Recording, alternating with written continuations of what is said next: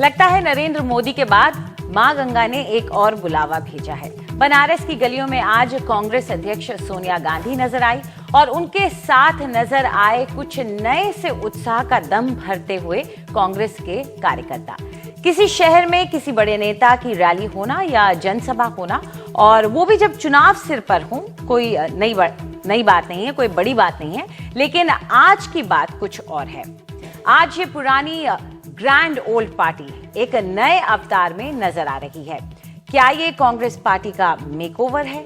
क्या ये पार्टी समझ गई है कि जमीन पर उसका कार्यकर्ता अपने नेता से दूर है, बहुत दूर? और इस दूरी के एहसास को कुछ कम करने के लिए कभी राहुल गांधी 3 कोनों में दौड़ते रैंप पर चल चलकर उससे बात करते हैं, तो कभी सोनिया गांधी मोटरसाइकिलों की गर्जन पर सवार होकर उसके पास पहुंचती हैं। क्या वजह है इस बदलाव के पीछे, इन नए पैंतरों के पीछे? रोड शो करने के लिए सोनिया गांधी आखिर वाराणसी क्यों गई? इटावा या सैफई क्यों नहीं गई? क्यों वो मोदी और बीजेपी को ललकार रही हैं, जबकि राज्य में इस वक्त सत्ता में बैठी समाजवादी पार्टी या मुलायम सिंह है तो उन्हें क्यों नहीं ललकार रही हैं? नमस्कार, मैं हूं अंजलि इस्तवार। आज हमारा न्यूज पॉइंट यही है। क्या मॉडर्न राजनीति के प्रोफेशनल चाणक्य प्रशांत किशोर की मदद से खेले गए दांव उत्तर प्रदेश में 27 साल से हाशिए पर खड़ी कांग्रेस के अंदर जान फूंक पाएंगे? आइए सबसे पहले तो ये सुन लेते हैं कि आज जब सोनिया गांधी गई वाराणसी तो वहां पर कांग्रेस के नेताओं ने क्या कहा है। देखिए, मैं सिर्फ इतना कह सकता हूं कि एक 5-7 मिनट के लिए हल्की सी थकान थी, बिल्कुल ठीक है, और वो तब तक ठीक रहेंगी जब तक मोदी सरकार का पतन नहीं हो जाएगा। वो हमारे संघर्ष का नेतृत्व करेंगे। थोड़ी तबीयत खराब है, वही हल्की सी हाई फीवर के नाते, उस नाते वो अब दिल्ली जा रही हैं यहाँ से। नहीं, अब रोड शो क्या, तो पंडित जी की मूर्ति हम लोग चल रहे हैं, बाबा विश्वनाथ का दर्शन पूरा लीडरशिप करेगी, शीला दीक्षित जी, राज बब्बर जी, सब लोग चल रहे हैं। हम सब लोग वहाँ पर वहाँ चलेंगे, पंडित जी की मूर्ति, मंदिर भी चलेंगे, हम सब लोग दर्शन करेंगे बाबा के। दरअसल सोनिया गांधी ने अपना ये रोड शो बीच में ही कैंसिल कर दिया। खबर आ रही थी कि उनकी तबीयत ठीक नहीं है और यही नेता ये बताने की कोशिश कर रहे हैं कि तबीयत बिल्कुल बढ़िया है। खैर, इससे पहले कि हम ये सब बातें करें कि क्यों गई वहां पर सोनिया गांधी और इसके पीछे कौन सा पैंतरा है, हम जरा यूपी के वोटर के मिजाज को समझने की कोशिश करते हैं। पहले तो यूपी का कांग्रेस के साथ रोमांस खत्म हुए लंबा वक्त गुजर चुका है। लोकसभा चुनाव में बस मां और बेटे को ही यूपी वोटर का प्यार मिला, यानी 80 में से सिर्फ 2 सीटें मिली। 2012 के विधानसभा चुनाव में 403 सदस्यों की विधानसभा में से 28 सीटें ही कांग्रेस की झोली में आई। 7 सालों में, यानी कि 2007 से 2014 के बीच यूपी के वोटर ने बार बार हमको हैरान किया है। 2007 में बहुजन समाजवादी पार्टी को पूर्ण बहुमत देकर जब सबको लग रहा था कि जातिगत राजनीति से ऊपर वो नहीं उठ पाएगा, फिर 2009 में 21 कांग्रेसी सांसद चुनकर जब सबने यूपी में कांग्रेस की मौत का शोक मना लिया था, और फिर 2012 में समाजवादी पार्टी को पूर्ण बहुमत देकर जब लगता था कि राहुल गांधी शायद कांग्रेस में वहां नई जान भर देंगे, और फिर 2014 में मुलायम की 75 सीटों के बर्थडे गिफ्ट की मांग को नकारते हुए बीजेपी को केसरिया तोहफा दे डाला 71 सीटों का। तो ये बातें बताती हैं कि आखिरकार किस तरह का मिजाज है यूपी के वोटर का, जो कुछ भी कर सकता है पता नहीं होता। आइए इस मिजाज को बेहतर तरीके से समझने के लिए रुक करते हैं हमारे वरिष्ठ सहयोगी कमाल खान का, जो आज पूरे दिन वहां वाराणसी में मौजूद रहे। साथ ही में हमारे साथ जुड़ रहे हैं रमेश बिदूड़ी, जो कि सांसद हैं बीजेपी के, मीम अफजल साहब भी जुड़ रहे हैं जो प्रवक्ता है कांग्रेस के, और राजीव राय जुड़ रहे हैं जो कि नेता है समाजवादी पार्टी के। आप तीनों का भी हमारे साथ जुड़ने के लिए शुक्रिया। लेकिन कमाल, सबसे पहले आपसे यही जानना चाहेंगे कि आज कैसी रही सोनिया गांधी की ये रैली, किस तरह का उत्साह वहां पर कार्यकर्ताओं में दिखा? क्या वो अचीव कर पाई जो वो अचीव करने के लिए निकली थी? हाँ, देखिए, सोनिया गांधी की जो रैली थी वो बहुत अच्छी थी। जो बनारस की सड़कों से उनका काफिला गुजरा है, उसके जो टॉप एंगल विजुअल्स हैं अगर आप उनको देखेंगे तो सिर्फ सिर ही सिर गलियों के अंदर नज़र आ रहे हैं। बहुत अच्छा रिस्पांस था, बहुत अच्छी तरह ऑर्गेनाइज की हुई थी। बड़े पैमाने पे बाइकर्स चल रहे थे, गाड़ियां चल रही थी, पैदल लोग चल रहे थे, छतों पे बारजों पे मौजूद थे। दरअसल ये जो रैली थी इसका दो मकसद था। एक मकसद ये था मोदी जी की दुखती रग पे हाथ रखना कि उनको यहाँ से चुने हुए काफ़ी अरसा हो गया है और उन्होंने कहा था कि बनारस काशी को वो क्योटो बनाना चाहते हैं। तो जब आप कोई नाम लेते हैं, अगर कोई कहता है हम विकास करेंगे तो लोग सिर्फ सोचते हैं कि हाँ कुछ विकास होगा, लेकिन अगर आप एक कोई मापदंड तय कर देते हैं, आप बता देते हैं कि जापान का एक शहर है क्योटो, उसकी तरह हम बना देंगे, तब फिर अगर वैसा नहीं होता है तो आलोचना ज़्यादा होती है इसको लेकर के। तो बनारस की सड़कें बिल्कुल बेहाल हैं, इंफ्रास्ट्रक्चर ख़राब है, 90% एरिया में स्टॉर्म वाटर ड्रेन नहीं है, आधे से ज़्यादा बनारस में सीवर लाइन नहीं है, बहुत तरह की लोगों को दिक्कतें हैं, बुनकरों को दिक्कतें हैं, कई तरह के और उद्योग धंधे हैं उनको दिक्कतें हैं। तो जब मोदी जी आए थे तो एक उम्मीद लेके आए थे। आदमी की उम्मीद नहीं पूरी होती है तो वो नाराज़ होता है।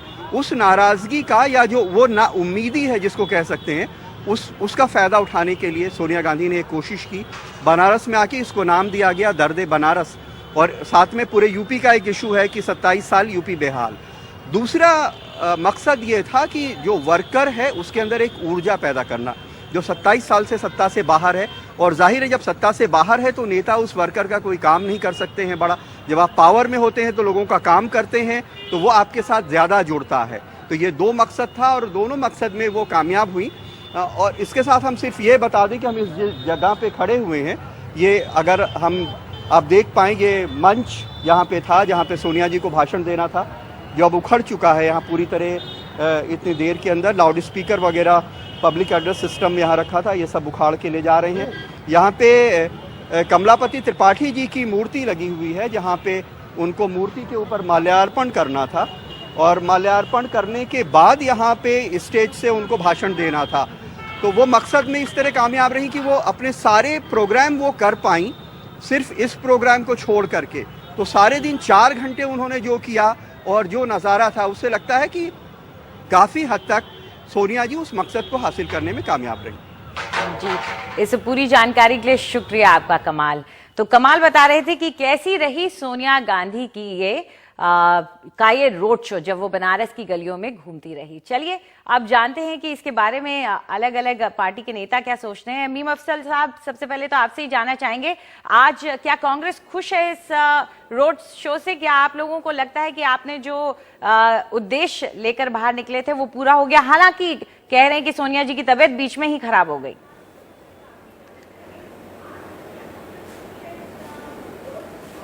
देखिए, सबसे पहले तो मैं कहूँगा कि हम आज ही खुश नहीं हैं।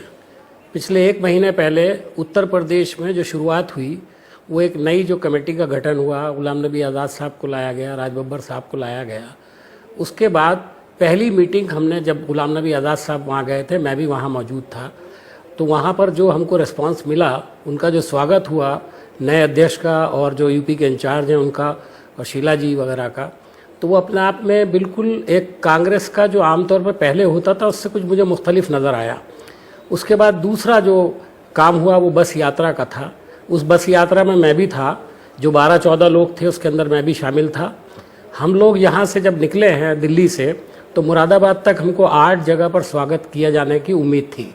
जो प्रोग्राम में था वो 37 जगहों पर स्वागत हुआ। उसके बाद हम जब मुरादाबाद रात गुजारी और अगले रोज़ शाहजहाँपुर के लिए निकले, तो हमारे पास 10 से 12 स्वागत के प्रोग्राम थे, जो बढ़कर के 53 हो गए। और उसी तरह से जब हम शाहजहाँपुर से सुबह को निकले और कानपुर पहुँचे, तो हमारा स्वागत करने वाले लोगों का जो हमको पॉइंट्स दिए गए थे वो 13-14 थे, जो बढ़कर के 60 से ऊपर चले गए, शायद 65 के करीब। मैं चूंकि बस में मौजूद था इसलिए मैंने खुद देखा।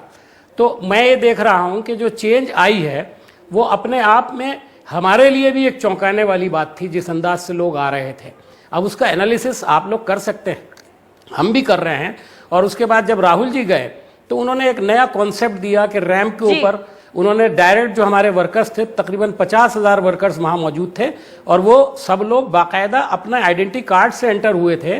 पब्लिक उसमें आम नहीं थे। 10 शहर से हमने 10 किलोमीटर दूर वो काम किया था जी। और वहाँ पर उनको कहा गया कि आप सवाल पूछ सकते हैं। 50 सवाल हमने लॉटरी में निकाले, जिसमें से 35 और 40 के करीब सवालों का जवाब खुद राहुल जी ने दिया, और फिर राहुल जी ने बाद में गुलाम नबी आज़ाद साहब, शीला दीक्षित जी और बाकी तमाम लोगों को बुलाया और उनसे भी सवालों के जवाब दिलवाए। और उसके बाद उन्होंने स्टेज पर खड़े हुए जितने भी लोग थे, प्रोग्राम ये उन सारा सबको उन्होंने हमने कहा भी कि आप लोग आगे आइए। और उन्होंने एक जुमला बोला था जो मैं खास तौर पर यहाँ कहना चाहता हूँ, जो खास तौर पे मैं कहना चाहता हूं, प्लीज चाहे मुझे कम मौका दीजिएगा, आप ये बात पूरी सुन लें। उन्होंने कहा, देखिए अब तक जो सरकारें बनती रही हैं वो या तो किसी जात के नाम पर बनी या किसी धर्म के नाम पर बनती रही। उत्तर प्रदेश में 27 साल के अंदर हम जो सरकार बनाना चाहते हैं वो स्टेज पर मौजूद है। इसमें हर वर्ग का आदमी है, इसके अंदर हर धर्म के लोग हैं, तमाम लोगों का रिप्रेजेंटेशन है ये सरकार। और आज जो सोनिया जी की रैली हुई है, कमाल साहब ने खुद रिपोर्ट दे दी है, मुझे कहने की कोई जरूरत नहीं। आज बहुत जबरदस्त चर्चा है, पार्लियामेंट के अंदर भी इसकी बड़ी चर्चा हो रही थी। मैं जब वहां मौजूद था, हर आदमी देख रहा था, कह रहा था कि बहुत कामयाब ये है। तो मैं समझता हूं एक आम लोगों से जो संपर्क हमारा बड़ा है और वर्कर के साथ उसके अंदर जो उत्साह आया है, वो यकीनन उसकी कमी पहले महसूस की जाती थी। हम लोग खुद ये कभी कभी कहते थे कि भाई उत्तर प्रदेश में कैसे इसको दोबारा चलाएं। इसके लिए मैं समझता हूं कि राहुल गांधी जी ने और पार्टी के दूसरे लीडरों ने और उसके अंदर प्रशांत किशोर साहब ने जो एक स्ट्रैटेजी तैयार की और जमीनी लेवल पर जिस तरह से वर्कर्स को इस चारों वाकयात से जोड़ने की कोशिश की है, वो बहुत कामयाब है। और मैं समझता हूं कि लोगों के अंदर ये इंप्रेशन गया, आम लोग कह रहे हैं कि लगता है कांग्रेस जो है फिर दोबारा वापस आएगी। मैं आप लोगों की बात कर रहा हूं, आप कह रहे हैं और आप कह रहे हैं कि लोग ये कह रहे हैं, लेकिन जरा एक बार चलिए, एक बार वो कहते हैं कांग्रेस पार्टी खड़ी हो गई है। चलिए अमीम अफजल साहब, एक बार दूसरी पार्टी के नेताओं से भी पूछ लेते हैं। रमेश बिदुड़ी जी हमारे साथ हैं, बहुत कॉन्फिडेंस के साथ इन्होंने कहा है कि लोग कह रहे हैं कि कांग्रेस वापस आएगी, 27 साल के बाद कांग्रेस एक बार फिर से वहां पे रिवाइव होगी। लेकिन रमेश बिदुड़ी जी, आपको क्या लगता है कि आज जो जो देखने को मिला है उसके बाद कांग्रेस में एक नया मोड़, एक टर्नओवर, एक मेकओवर आ जाएगा? देखो, पार्टी का जो चीफ है अगर वो कहीं पहुंचता है तो पूरी ताकत वहां पर लगा करती है। भीम साहब अभी कह रहे थे कि बहुत बढ़िया रहा है, दिल को तसल्ली देने के लिए गालिब ख्याल अच्छा है। ठीक है, अब और ये नहीं कहेंगे। जिस दिन शाहजहांपुर की रैली थी, मैं भी शाहजहांपुर में ही था उसी दिन, बरेली और पीलीभीत शाहजहांपुर में जी। मैं उस विषय में नहीं जाना चाहता हूं, लेकिन कांग्रेस किस आधार पर कांग्रेस को लोग लाएंगे? 68 साल राज करने वाली पार्टी देश में सिवाय बेरोजगारी के, देश का बेड़ा गर्क करने के कुछ नहीं दी है जी। अब राजनीति में लोग जागरूक हो गए हैं कि अब तुम किसी को जाति के नाम पर, धर्म के नाम पर, कास्ट के नाम पर, परिवारवाद के नाम पर अब किसी को बरगला नहीं सकते। लोगों को चाहिए डेवलपमेंट। वो डेवलपमेंट लोगों ने देखा है, गुजरात का मॉडल देखा है, मध्य प्रदेश का मॉडल देखा है, छत्तीसगढ़ का मॉडल देखा है कि वहां पर जो जहां जहां बीजेपी की सरकार रही है वहां पर किस प्रकार से डेवलपमेंट हुआ है, और उसी आधार पर केंद्र में सरकार बनाई गई है। और जहां तक कमाल खान साहब की बात थी, कमाल साहब ने अपनी बात का खुद ही जवाब दे दिया कि काशी के अंदर डेवलपमेंट नहीं हुआ है, हम उसको क्योटो बनाना चाहते हैं। जब शासन प्रदेश का है तो सीवेज सिस्टम, सड़कों का सिस्टम, बेसिक एमिनिटीज का सिस्टम वो राज्य सरकार का काम होता है। योजना बनाकर सेंटर से उनको भेजकर उनको प्रेशराइज किया जा सकता है। जिस दिन बीजेपी की सरकार जैसे उत्तर प्रदेश में बनेगी, क्योटो का 50% काम 1.5 वर्ष के अंदर बनारस में लोगों को नजर आएगा, लोगों को दिखेगा। और जहां तक अफजल साहब ने कहा है कि कांग्रेस की स्ट्रेटेजी बहुत बढ़िया रही है, मैं सम्मान करता हूं गुलाम नबी साहब का, वो कश्मीर के अच्छे नेता हैं, बड़े वरिष्ठ कांग्रेस के नेता हैं। तो कश्मीर में कांग्रेस का क्या हाल हुआ है, वो बाहर हो गई है। शीला दीक्षित जी की मुझे कहना नहीं चाहिए कि किस प्रकार से कॉमनवेल्थ गेम से लेकर और सारे तमाम करप्शन जो पीडब्ल्यूडी से लेकर बस घोटाले से लेकर उनको बचाने के लिए शायद कि कहीं ना कहीं शीला जी पर नकेल न कस जाए भ्रष्टाचार की, यूपी भेज दो तो एक्शन होगा, तो सिंपैथी गेन कर ली जाए। मुझे लगता है ये इनकी मानसिकता रही होगी। रही बात राज बब्बर साहब की, तो जाके पैर न पड़े भी भाई, वो क्या जाने पीर पर आई। राज बब्बर साहब हर फिल्म इंडस्ट्री से निकलकर वो सेवा भावना से लोग नहीं है, वो स्टार प्रचारक से हो सकते हैं, लेकिन गरीब की पीड़ा क्या है वो राज बब्बर थोड़ी देख सकते हैं बेचारे। वो ठीक है, इनके बड़े नेता हो सकते हैं, इनके पब्लिक इकट्ठा करने के लिए सेलिब्रिटीज हो सकते हैं, लेकिन जो जनता का दर्द है वो तो वही देख सकता है जिन्होंने जनता के बीच में रहकर काम किया हो। वो भारतीय जनता पार्टी की लीडर बना पाएगी कांग्रेस पार्टी जो बनाना चाहती है। लेकिन यहाँ समाजवादी पार्टी को मैं बीच में लाना चाहूंगी। आपको तो सबने इग्नोर ही कर दिया, आपको तो आप सत्ता में बैठे हैं, आपको टारगेट करना चाहिए था यहाँ पे कांग्रेस पार्टी को। वो तो आपको टारगेट ही नहीं कर रही है, वो आपको कंपटीशन नहीं समझ रही है। यहाँ आपको क्या लग रहा है इनकी स्ट्रैटेजी कैसी है? ये अगर उत्तर प्रदेश में आकर हमारी पार्टी को टारगेट करते बनारस में, तो जो भीड़ इनको दिखाई दिया उसका आधा भी भीड़ वहां नहीं दिखाई देती। पहली बात, मोदी को से लोग इतना परेशान हो चुके हैं, उनके झूठे वादों से, भारतीय जनता पार्टी के जुमलों से परेशान हो चुके हैं कि आज की तारीख में बड़े नेताओं के, जो भारतीय जनता पार्टी के बड़े नेता हैं, मोदी जी हैं या राजनाथ सिंह जी हैं, कहीं भी चले जाएं और उनके खिलाफ बोले तो भीड़ ऐसे ही इकट्ठी हो जाएगी। पहली बात। दूसरी बात, भीड़ इकट्ठा होना और उसको वोट में बदलना, इससे बहुत फर्क होता है। राहुल गांधी जी जब रोड शो शुरू किए थे तब के भी दिन हमें याद है, ऐसा लगता था कि अब पूरे देश में राहुल गांधी जी छा गए और फिर कहीं दिखाई नहीं दिए। और जहां तक विकास की बात है, बनारस में फ्लाईओवर हो, सड़कों का निर्माण हो, अभी हमने बरुणा को एक मॉडल के रूप में बरुणा नदी को दिखा दिया कि कैसे चमकाया जाता है। इन्होंने गंगा मैया ने बुलाया है, गंगा मैया के नाम पर आए, वोट लिए, लोग देखते रह गए, गंगा की गंदगी के नाम पर पैसे डकार गए, कहीं जनता को कुछ दिखाई नहीं दिया। इसलिए मैं कहना ये चाहता हूं कि जो उत्तर प्रदेश में चुनाव होते हैं, ये सही बात है, विदुर जी ने एक बात सही कहा कि विकास के मुद्दे पर होगा। विकास के मुद्दे पर भारतीय जनता पार्टी के लोगों की राह आज भी देख रहे हैं उत्तर प्रदेश के निवासी, जहां से 73 सांसद गए थे। इन्होंने जो जिन गांवों को गोद लिया, मोदी जी के गांवों को लिए हुए गोद में भी जब विकास नहीं दिखाई दिया, तो फिर कहीं और ही विकास क्या करवाएंगे? झूठ की हाड़ी बार बार नहीं चढ़ती।